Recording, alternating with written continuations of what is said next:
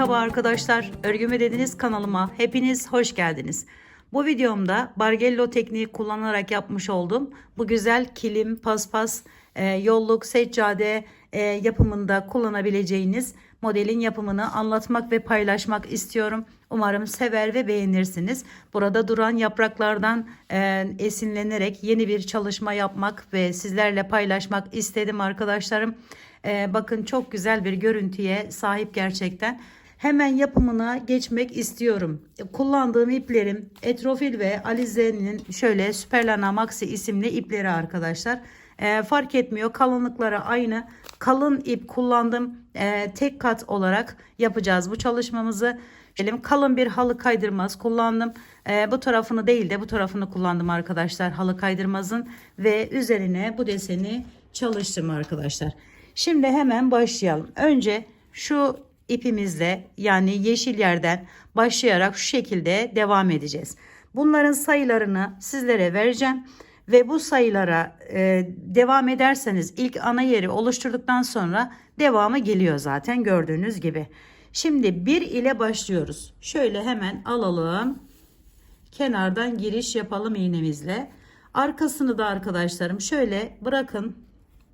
Bir miktar, bir tane buraya bakın şu şekilde tutuyorum. Buradan giriş yapıyorum ve bir alttan çıkıyorum. Şu şekilde çektim. Şimdi arkadaşlar ikinci sırada 2 tane yapacağımız için hemen şöyle yukarıdan giriş yapıyorum.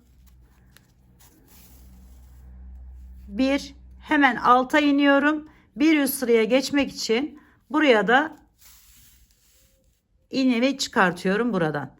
Şimdi 2'yi yaptık. 1 2 3 3. 2 tane 3 yapacağız buraya. Şöyle göstereyim. 1 2 sonra 3.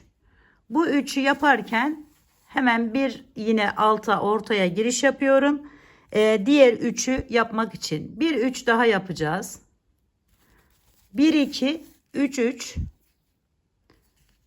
sıralamamız.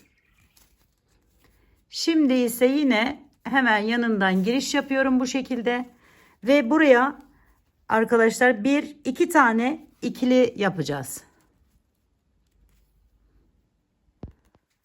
Burayı yaptıktan sonra gerisi geliyor zaten. Şöyle bir ikinciyi yapacağım için 2 tane yapacağım için hemen bir üstten çıkartıyorum. Ve yine bir ikili daha yapıyorum.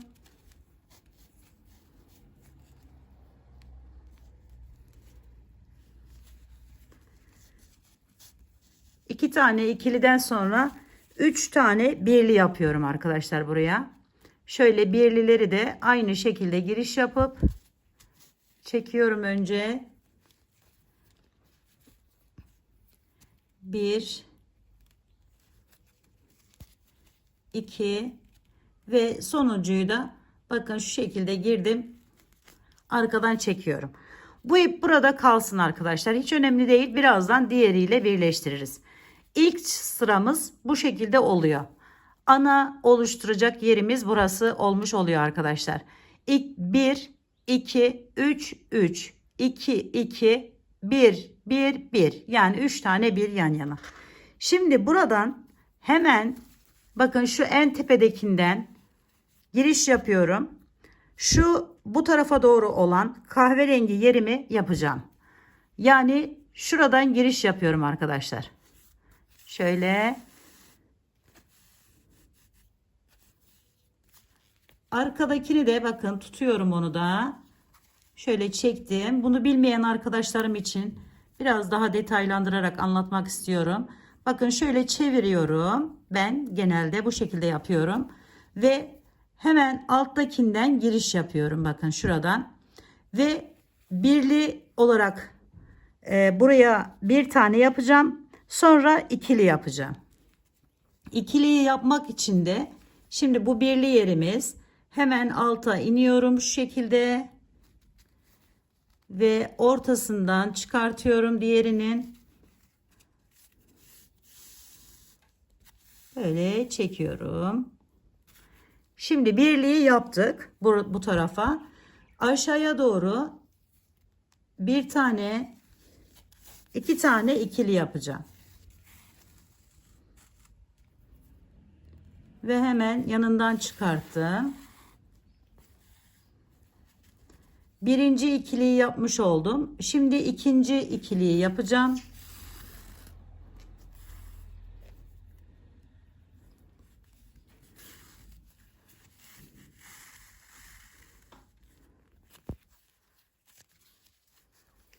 Şimdi ise üçlü yapacağız arkadaşlar. 2 tane.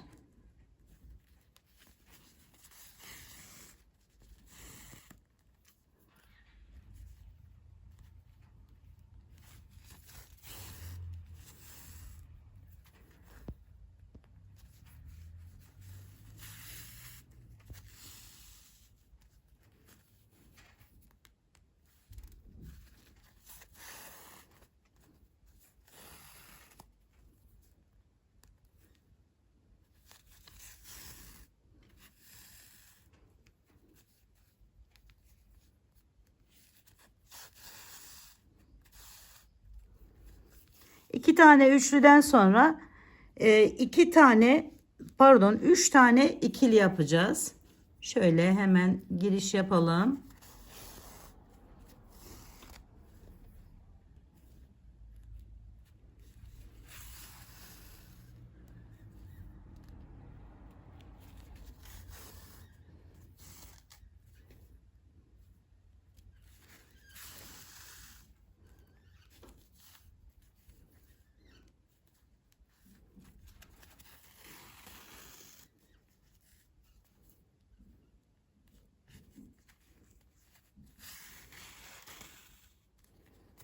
Evet, 3 tane ikili, bir tane de kısa olanı yapacağız arkadaşlar. Şöyle.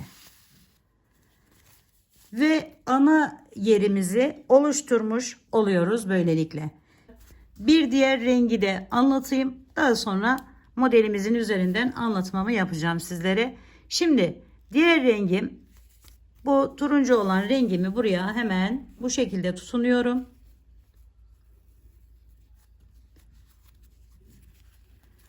Ve bir üstten yine ikili bir tanesini atlayarak diğer bu kısa olanın üzerine geliyorum. Bu arada bakın arkadan da ipimi şu şekilde tutup şöyle iple bunu tutturuyorum oraya, çıkmasını engellemek için. Evet, şu şekilde çektim. Ve şimdi buraya arkadaşlarım bir tane, bu kısa olanın üzerine bir tane yapıyoruz. Ve diğerine geçiyoruz. Bu şekilde. Sonra ikiliyi yapacağız. Bu artık üzerine bu şekilde devam edecek. Diğer ikilinin üzerine geçiyorum. Oraya da bir ikili daha yapacağım.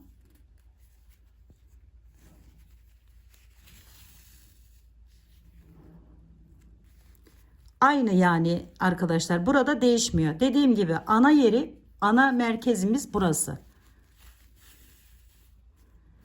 Şimdi buradan tekrar bir ikili daha yapıyoruz.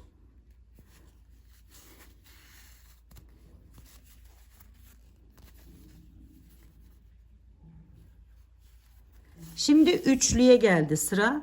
Üçlü yerimizi yapıyoruz.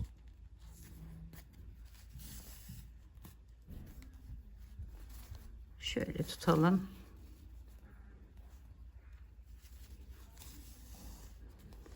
Üç tane yan yana. Daha sonra diğer üçlüye geçtik.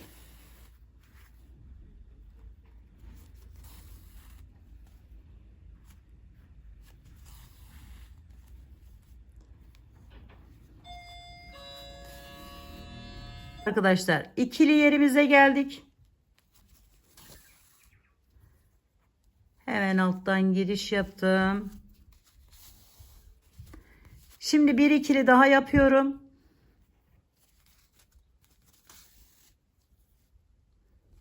Ve birlinin üzerine geldim. Şimdi buraya birli olarak yapacağım. Ve hemen bakın bu birleşim yerindeki bu yeşil yerimin, yani daha önceden yapmış olduğum şuranın üzerinden giriş yapıyorum bu şekilde. Ve buraya yan yana şöyle bir tane daha yapacağım önce. Bakın şurayı yapıyoruz şu anda. Şu kısmı. Bir tane bunun üzerine yaptıktan sonra hemen bir yana geçiyorum. Bakın şöyle. Bir tane daha ilerliyorum. Burayı böyle aşağıya doğru gönderiyoruz. Yani ana merkezimiz burası. Burayı yapmak zorundaydım. Hani şey için, anlatmak için. Ana şemayı bu şekilde oluşturduktan sonra arkadaşlar sadece dikkat etmemiz gereken yer burası. Buradan yeşili diğer tarafa yeşili yaparken, yani şu rengimi yaparken yine aynı diğer taraftan da bu böyle gelecek. Bakın yarım kalması veya şey olması önemli değil. Bakın şurada göstereyim. Yine burada 1, 2, 3 tane diğer rengimizden yapıyoruz. O burada kalmışken. Evet, şemamız bu şekilde arkadaşlar.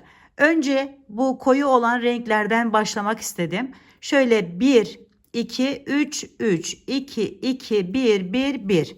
Daha sonra aşağıya doğru inerken burası kısa olan birim 2, 2, 2, 3, 3, 2, 2, 1 yapıyoruz. Sonra bu turuncuyu ise 1, 1, 1'i hemen bu kısa olanın yanından başlıyoruz arkadaşlar. 1, 1, sonra 2, 2, 2, aynı bu aşağıdakiler gibi 3, 3, 2, 2, 1, 1, 1. Evet, dikkat etmemiz tek gereken yer husus burası arkadaşlar. Buradan diğer rengimi gelirken bakın şu arada bırakmış olduğumuz şuraya bu rengimiz ile hangi rengi kullanacaksak yeşil ile yapmışım mesela, burada kesiyoruz. Yani burada 3 olan koyu yeşil yerim burada 2'ye düşmüş oluyor. Çünkü yerine turuncu olan ipim geçmiş oluyor arkadaşlar. Umarım sevmiş ve beğenmişsinizdir arkadaşlar. Şimdi bunu sadece paspas, kilim, yolluk, halı, seccade olarak değil, aynı zamanda değişik farklı kırlentler yaparak da kullanabilirsiniz arkadaşlarım. Yapacak olanlara şimdiden kolaylıklar diliyorum. Bir dahaki videomda görüşmek üzere. Hoşça kalın, sağlıkla kalın, Allah'a emanet olun arkadaşlar.